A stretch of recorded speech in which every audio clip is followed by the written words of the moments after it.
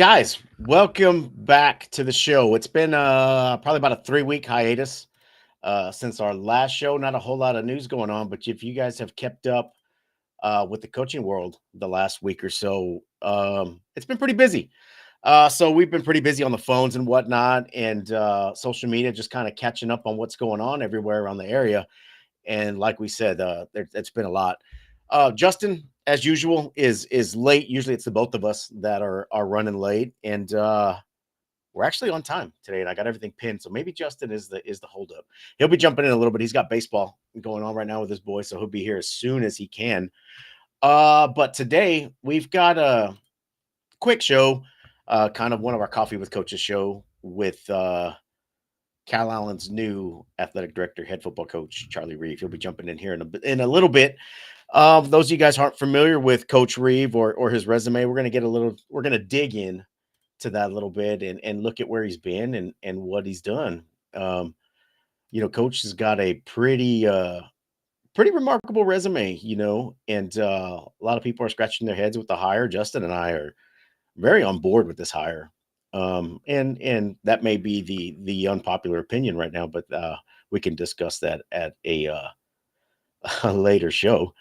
But hang on, I'm still trying to figure something out here. Here we go. Not that, not that, not that. Oh man. Okay, we'll figure it out here in a little bit. But without further ado, let's go ahead and let the man of the hour in and introduce you guys to Coach Reeve. Coach, how are you doing? I'm good. I'm actually sitting in the back of my truck at Mike Cotton's.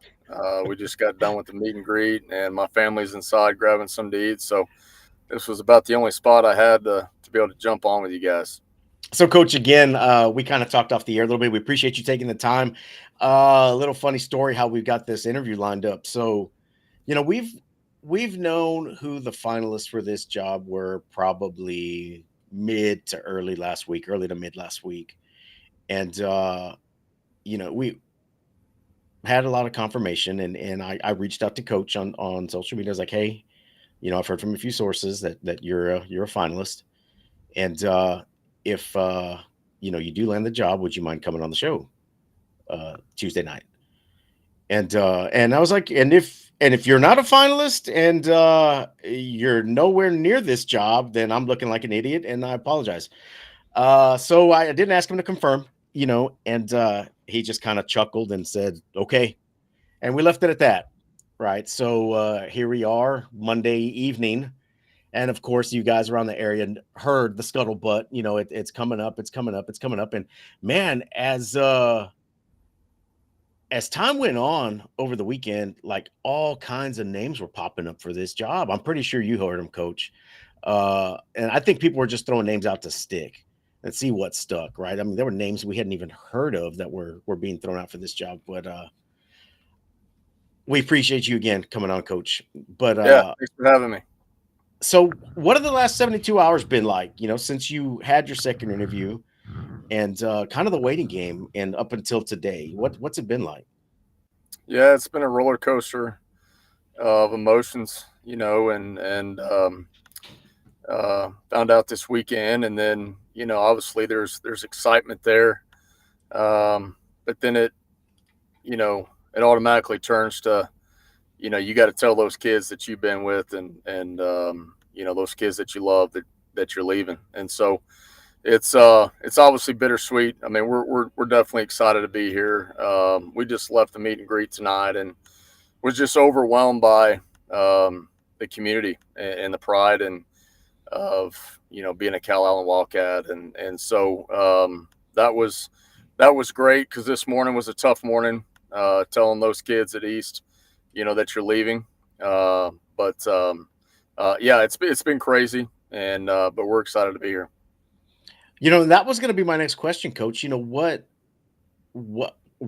what's been the response from your guys there in Victoria? We work with a couple guys in Victoria, and they were pretty sad to hear that you were leaving and that you were a finalist. So it wasn't just the kids you left an impact on. It was the parents and the community members. And you're a hometown guy, right? Sure. I don't think a lot of folks saw this one coming. Yeah, no, it's this was definitely a tough decision. Like you said, Victoria's my hometown, and always will be. You pour into to kids, and it was tough. But here's, and everybody asks, kind of what was the reason to leave there to come here? Is it's Calallen. And to me, there's a handful of programs around the state of Texas that are not at an elite level, and I think Calallen is one of those. But I never intended, when I got to Victoria, I thought I would be leaving after a year. But this job, last time this job came open was 4 years ago, and these types of jobs don't come open very often. So it was a great opportunity, and obviously I'm excited to be here. But Victoria is always going to hold a special place in my heart. You're kind of hitting on what I was going to ask. So your dad was a coach there, right? He Mm-hmm. coached you, coached your brother there. Um, how's that response been from the family side? My the family's been they're always been supportive. My wife is, being a coach's wife is not always easy, and she understands. She's been with me, and especially going from college football to high school football, and it's a different game, and we made some moves, but she recognized what kind of opportunity this was for us, and she understands. Obviously, we've made a lot of friends there that we're going to miss, but she's been really supportive there. So you talked about it there a little bit. Let's talk about your career there. So you played in Victoria, and then you went on to Pearl River Community College, where you set all kinds of records. I think you were a runner-up for National Player of the Year. You were Conference MVP, Conference Player of the Year. I think you hold 7. I don't know if you still hold them, but at the time you held 7 school records there for passing. And then this one kind of piqued my interest here. So you did your 2 years there in Mississippi, and you transferred to Texas State, and your career kind of ended before it started. Is that correct? It did. It did. So the spring that I got there, had a neck injury, and ended up kind of sitting out and trying to get it right. It boiled down to either I was going to have major neck surgery, or going to have to hang it up. So that's when I started my coaching career. I stayed on as a GA, and but yeah, so it kind of came to a screeching halt. Hey, Justin. So Justin just jumped in, obviously from baseball. So we Sorry. just talked about Coach. Yeah, we just went over, what the last 72 hours have been like for Coach since he's taken over. I told him about the guys at work, how they're missing him already, and we're sad to see him go. Yeah. And we're jumping into his playing career here, and then that's kind of All where right. we're at, man. I know you've got a few questions lined up, or maybe Let me not. just Oh, there y'all you go. just go. Let me follow along, and then me, I'll eventually something. Okay. So you started your career at Bay City, right, as a high school's quarterback coach. Then you moved on to their Cuero as a wide receiver, defensive end coach. Then you jumped back to the college game, Rice's graduate assistant for a year, and then jumped over to Texas State. And a lot of folks may not realize this, but you wore the head coaching hat there for a little bit. For about a month. Yeah. Hey, that's on the resume, right? Yeah. Yeah.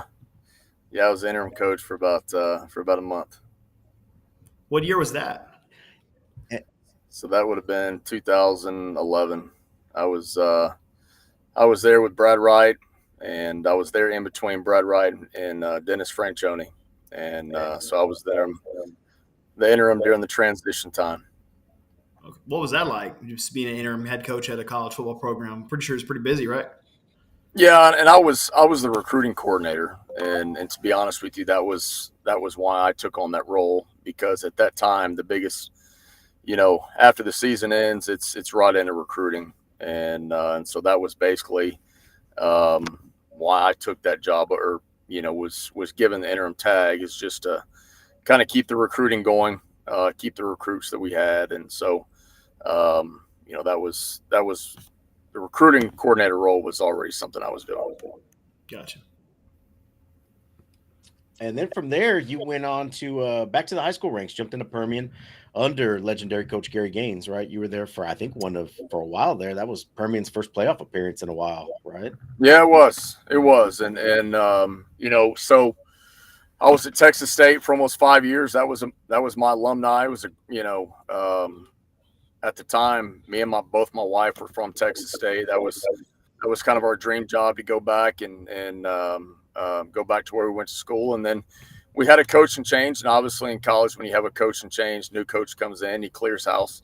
So that's when Coach Franchione came in, and I was the only coach that he kept on from the previous staff, but he kept me on as football ops. And I did that for about 7 months. And football ops is basically anything outside the white lines was my job.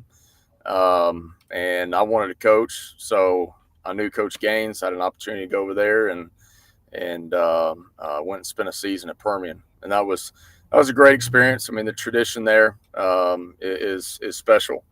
And then that spring, got a call from Coach Coker to come back to San Antonio. They were starting that program there at UTSA, and so spent 4 years there at UTSA with Coach Coker. So you have some background with Coach Bush as well. I do. I know Coach Bush real well. Me and him started working together at Texas State, and then obviously we've just kind of followed each other since.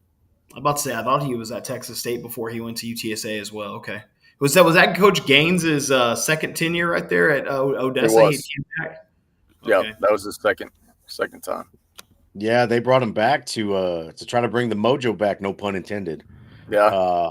But yeah, they had that playoff drought there for a while after a few years after they won that championship in 91, 94. Yeah. 94, and kind of went into a drought there. And then trying to do something to get back. But I think at that point, everybody caught on to what they were doing. Everybody was doing what Permian was doing back in the day. And then just the population boom up north and the demographic shift out there in the Permian Basin. Kind of what we've talked about already, Spud. Yeah, well, you've been on that for a minute now. I'm on a huge deep dive right now. Yeah. And then on to Houston Christian, Katie Seven Lakes, and then coached there with your brother last couple of years there at New Caney. What was that experience like? That's the first time you guys ever coached together, correct? Well, it wasn't. So my 1 year at Cuero, my dad was actually the head coach there at the time. My brother was the offense coordinator. So, I got to coach my dad, got to coach my brother, and that was a unique opportunity. But when I was at Seven Lakes and my brother took the New Caney job, for me, obviously being able to coach with him was something that was special. But more so, I wanted to get back into that program and really to kind of prepare myself, for these situations. To be honest, some of the best coaches, the best coach I know is my brother. I think, I think he does a tremendous job, and I think the plan that has been put in place is something that has been proven to be successful over the time. And so really for me, I wanted to go and be a part of that program, and then it's paid off to kind of who I am today. And then Travis is back at El Campo, right? He's back at El Campo. Okay, he left Cuero and he went up to Houston, and now he's back at El Campo. Gotcha. And now here we are, Victoria. Yeah, now here we are. Well, you got that one stop there in Victoria right there and you took that team that went 4-7 to 8-4 in a year. Justin and I had always talked about those Victoria teams, and we're not the only ones that it seemed like, and this is going to take a term from Coach Royal, is you got to get the BBs back together, right? You got to get them all up, gather them together, get them back in the box. And it seemed like the Victoria schools, as talented as the kids are there, they could just never get it together. And you seem to finally start getting that back on track. And I think that's a big reason why those folks are really sad to see you go. But that says a lot that in that 1 year that you're able to make that jump. Got 2 rounds playoffs and had some pretty exciting games this last year. You've been in the local district. We're in the Gregory Portland Corpus area, Calallen area. So we've been able to see these Victoria schools the last couple of years, and you've had some pretty exciting games last couple of years. It was. It was a special year. I tell you what, we had a special group of seniors. We were a pretty young team. We had a really good sophomore class, but we had a group of seniors that were ready for change, and they were hungry to win.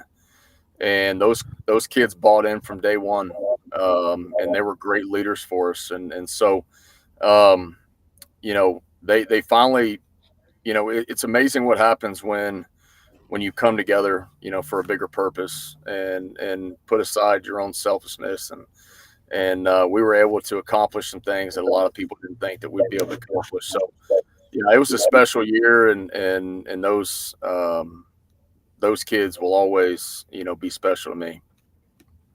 So, yeah, so we kind of working with some cats from Victoria now, and yeah, I'd say this when I heard your name come across, right?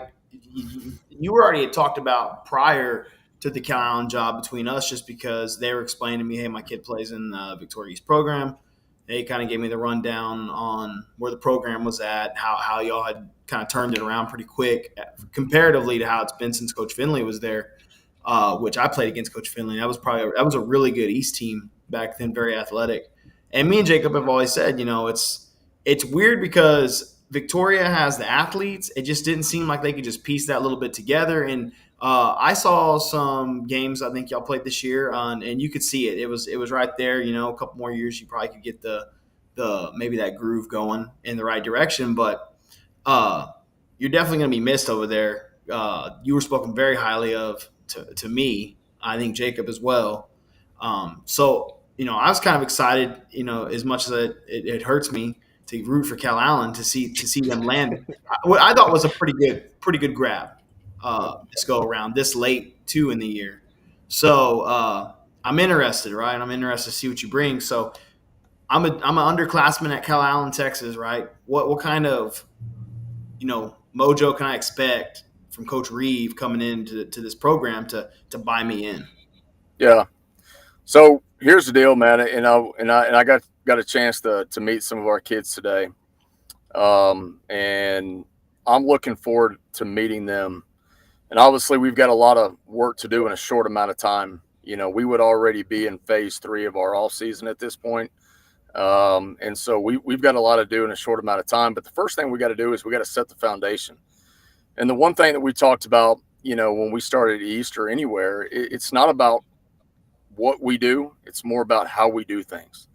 And so, it's about our culture. It's about, how we do things on a daily basis, is ultimately going to dictate our success on the back end. And so, establishing our culture, usually we would have a boot camp, and those are, our boot camp is how we learn how to do everything, about hard work, about sacrifice, about leadership, about, overcoming adversity. There's a lot of lessons that we build a foundation off of our boot camp.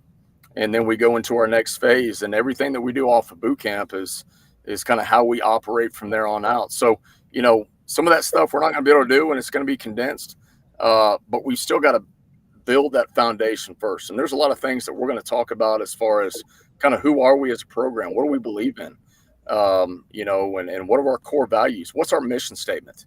Number one, we got to get to know our kids. We demand a lot of our kids, and we coach them hard. But at the end of the day, they know that we love them, and that it comes from a good spot. And the only way that you can do that is you got to work on building those relationships. And so that's what I'm looking forward to is, and I told our seniors tonight, you guys are going to be the first guys that I want to meet with, because the difference in being successful year 1 versus year 2 is going to be getting those guys on board, and they've got to be ambassadors, for this program. I told them tonight, hey, congratulations, you guys are our leadership council, and I want to see you guys succeed as seniors. I don't want to be successful year 2.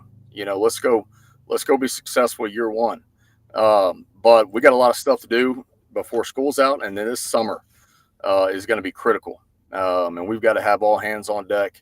So I'm excited. The kids were, I was blown away just by meeting meeting the community and meeting the kids, and I think they're hungry.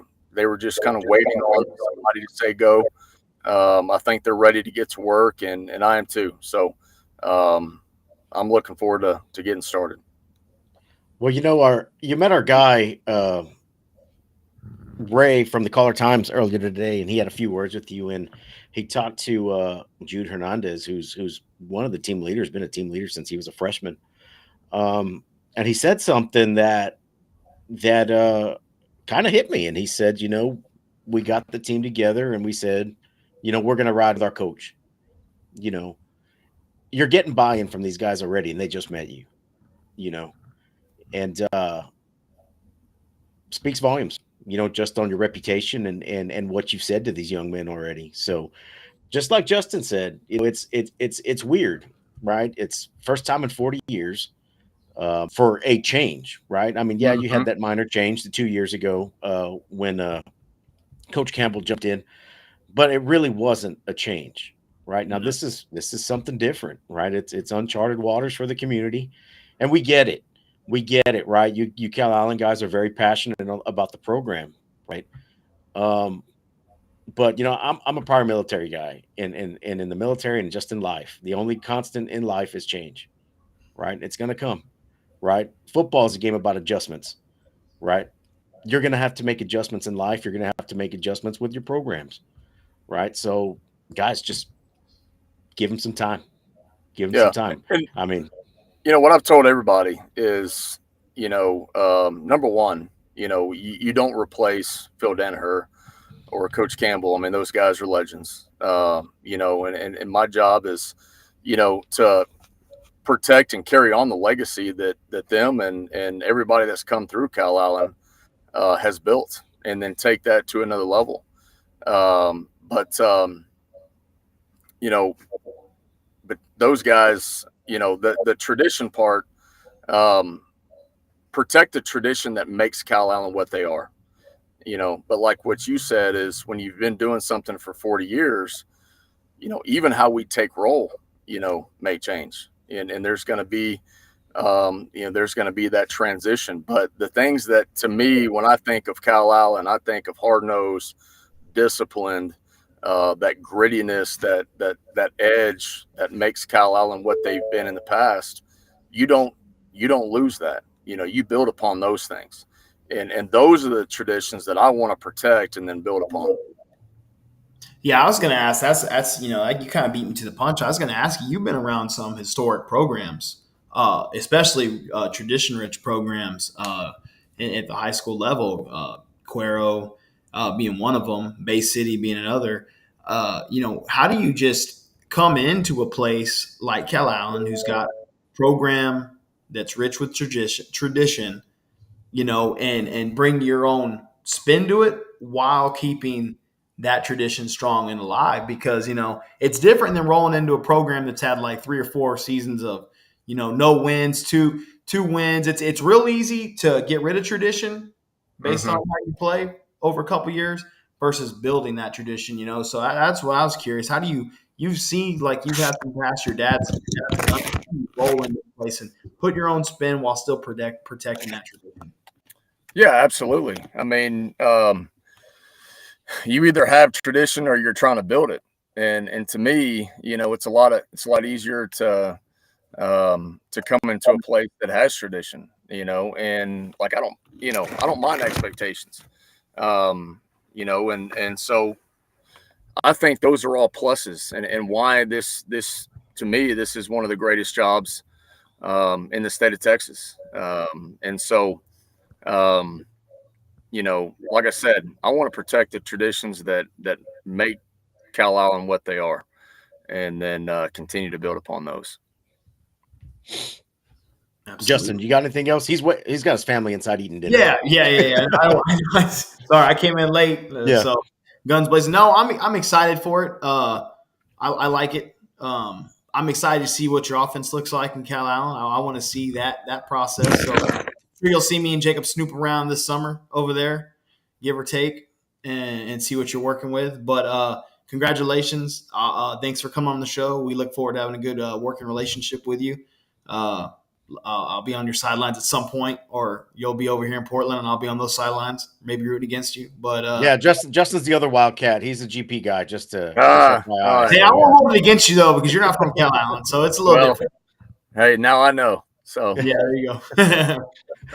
Coach, we'll check back in with you once you're settled in over the summer. You guys make the move over and whatnot, and we'd like to have you back on. And just like Justin said, talk a little bit of philosophy with you, what you guys are installing, what you guys are looking for, and what you guys are going to be. That's the question of the hour. I'm pretty sure you got asked that 100 times already. What offense are you going to run? What offense are you going to run? But we're not going to have you answer that. We're not going to have you answer that. We're going to leave it as a teaser. We're going to leave it as a teaser. Yeah, I'm ready to spot the ball. Let's go.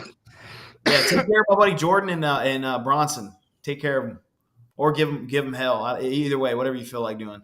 I got you. Hey, and I apologize on the lighting here. On the back of my truck, my truck finally cut off, so that's why we lost the lighting here. So don't worry about it. No worries.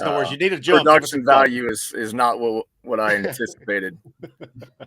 No, Coach. Again, we appreciate it. We know you've had a very busy day. When we set this up, we didn't anticipate a meet and greet, so that kind of threw a wrench in the timing and whatnot. But we appreciate you getting back with us. I know your Twitter feed has probably been blowing up, your DMs, everything's been blowing up with the congratulatory messages and notes and whatnot. But again, we appreciate you coming on, Coach. For a follow.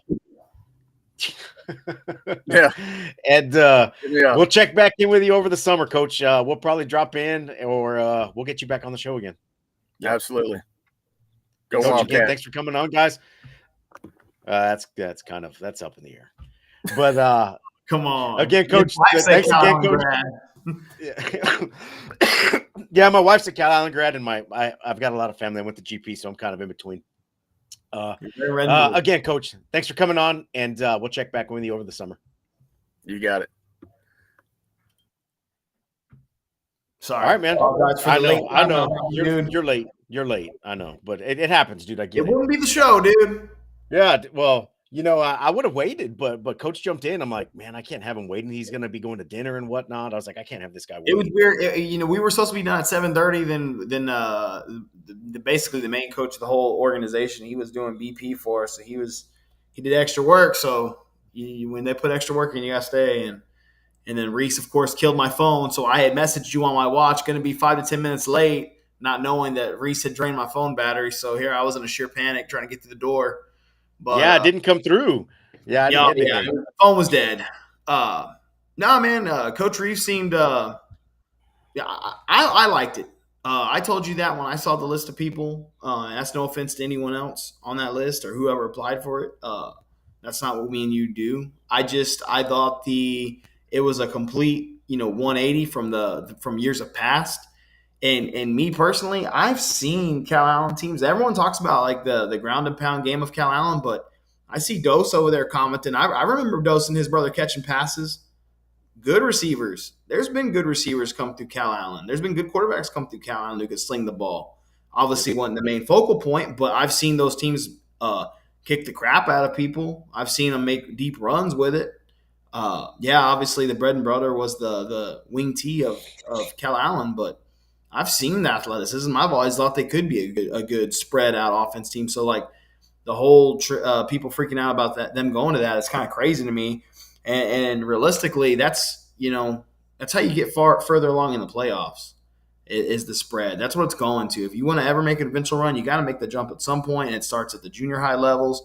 Even before then, you've got to kind of build that philosophy. I think inside where you live. Hey, when I get to high school, my kid's going to be a stud quarterback, and I'm going to start getting him going at an early age. And if you don't, and you wait till junior high to get him going, then you're not going to ever make that jump. I could go on and on about that topic. I don't want to keep it going that way, but I feel that way, and I think Coach Reeves a good transition for that for Calallen if they're wanting to make that change. So, and you youth quarterback or you youth coaches start developing your quarterbacks.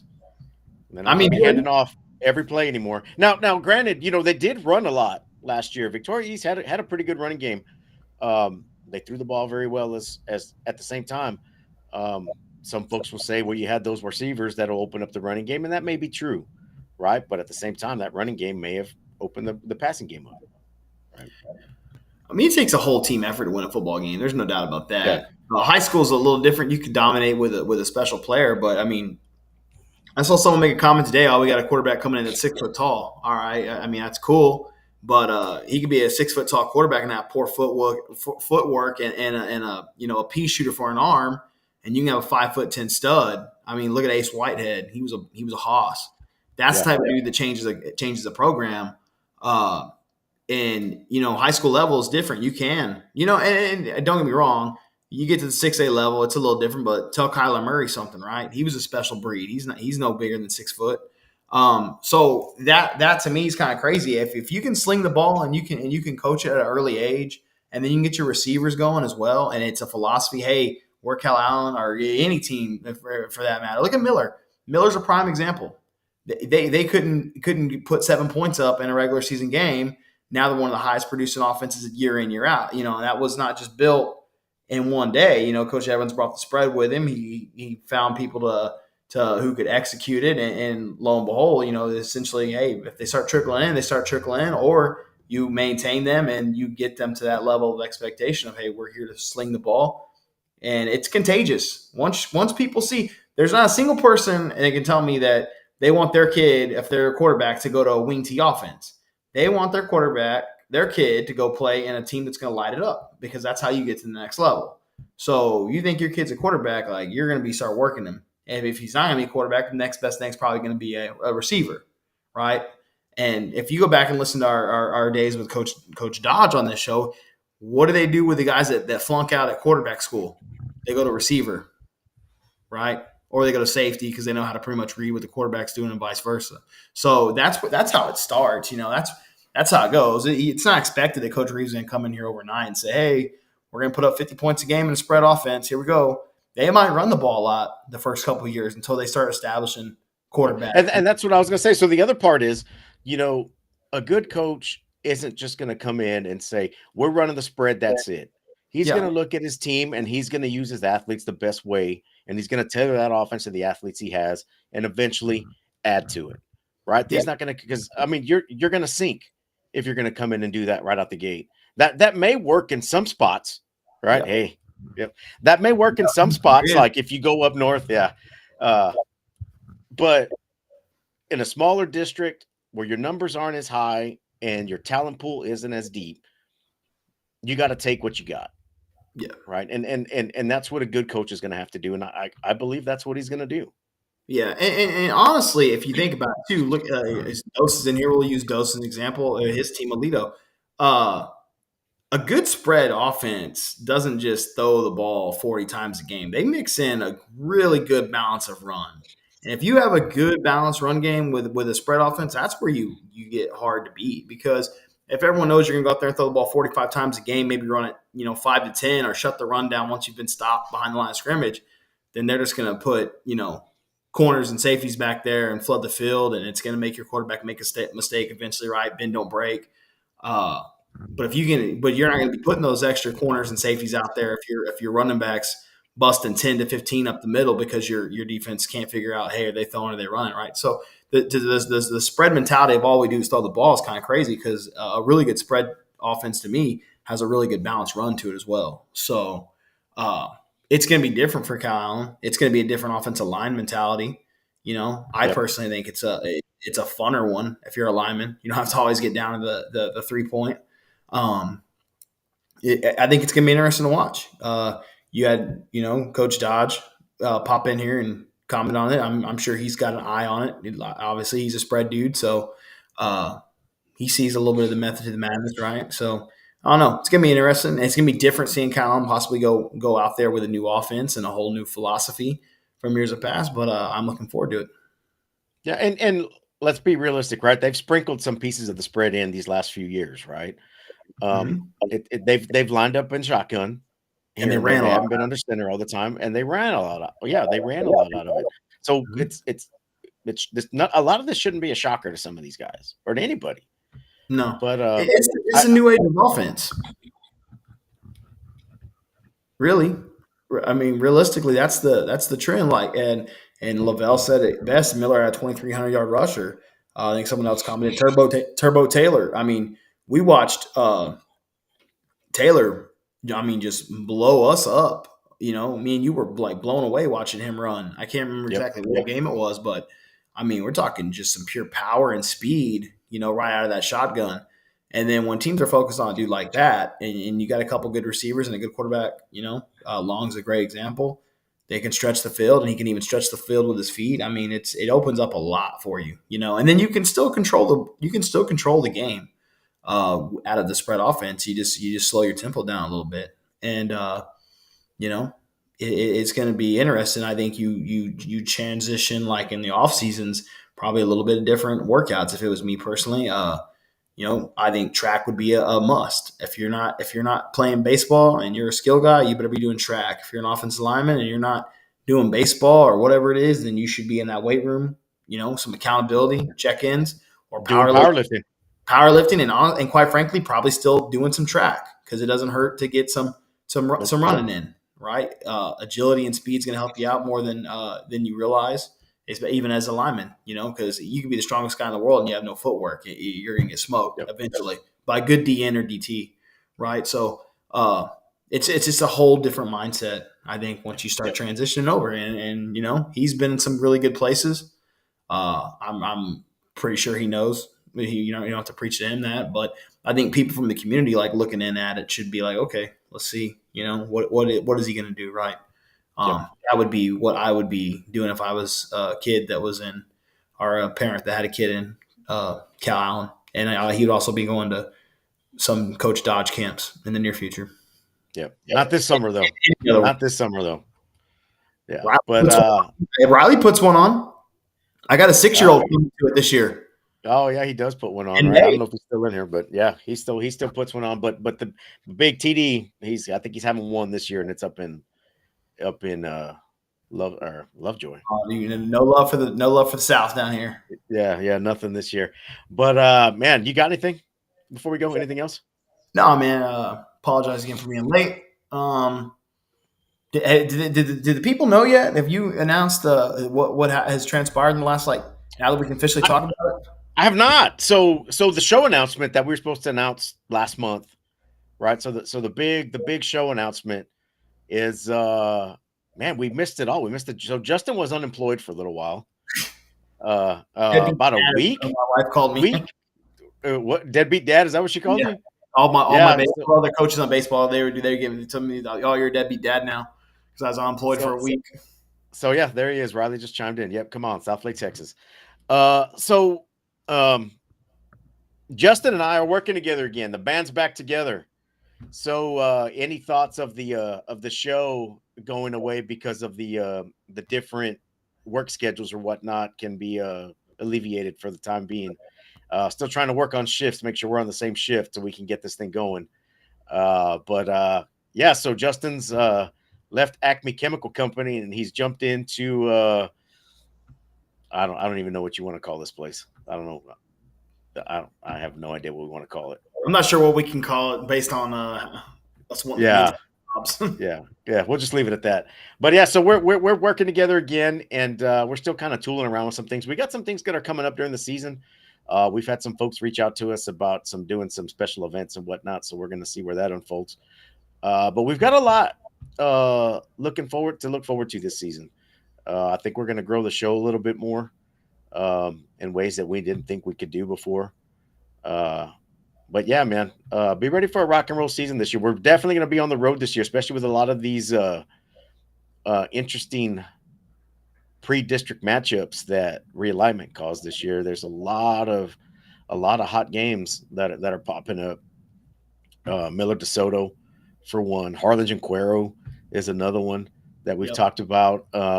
And there's just a bunch of really good games. I think like the first 4 Miller games are amazing. Yeah. So because I'm not missing that, by the way. That's week 2, right? I don't want to miss that. That's week 2, right? I believe so. Yeah, so that shouldn't be a problem. That'll be Coach Reeves' Wildcat debut. Oh, really? Okay. Wildcat, right? Yeah, that's week 2. That's the game you're talking about, right? Yeah, I was talking about going to the DeSoto game. Oh, that's they still don't know where that's going to be at. Justin just put a schedule out last week, and it said still TBD. So originally, right now, it was tentatively San Marcos. Anybody know, Marcus, if you know if that they've come up with a location for that? But yeah, we're definitely going to that one. DeSoto likes the Alamo Dome. I wouldn't be upset about that. It's a lot closer too. I mean, parking's a lot easier and whatnot. So yeah, it is what it is. But Miller's. huh? Make you eat that nasty Bill Miller's across the street. All right, guys. By the way, or stickers, or all kinds of stuff. If people want me, you might as well just DM me. I might somehow get it out there to a mailbox to you. Send me your address. Yeah, I got a bunch that I have to give you still that I have in my backpack at work. Start just putting them on anything I can find. Yeah. All my cups. All right, guys. Well, thanks for tuning in, man. And Coach, if you're still watching, if you're watching this later, thanks for joining the show today. We really appreciate it. We're looking forward to getting to know you a little bit better and jumping back in with you in the off season. Guys, we don't know when our next show is going to be. We don't really have anything down the pipe unless something huge pops up. But man, if you guys just want us to get on and just talk, I mean, we can work that out too. We'll figure something out. There's a lot to talk about this off season. A lot of stuff coming down the pipe. Oh, dude, our Sherryland caps are here. Yes. Hey guys, that's the other thing, man. Don't be afraid to send us gear. Okay, we will shamelessly wear any gear that you send us. I wear Harlan no problem hat with pretty that. religiously, dude. Yeah, that's a nice lid. These Sherryland ones that we got are pimp, dude. They're good hats. They're hard. Yep. Yeah. They always, dude, that Sherryland baseball, those guys down there, they know how to put a hat together. Yeah, they do. That's for sure. They know how to put they know how to put a hat together. So 10-4. Oh, Jerry's got your hat still, dude. Yeah, You've been waiting for that Taff hat for like 3 years. That's the running joke. Don't get it. Don't get it. Let that be the running joke now. It's gonna sit there. Might as well go put it at the stadium up in the press box. All right, guys. Again, thanks for tuning in. And man, we'll see you when we see you.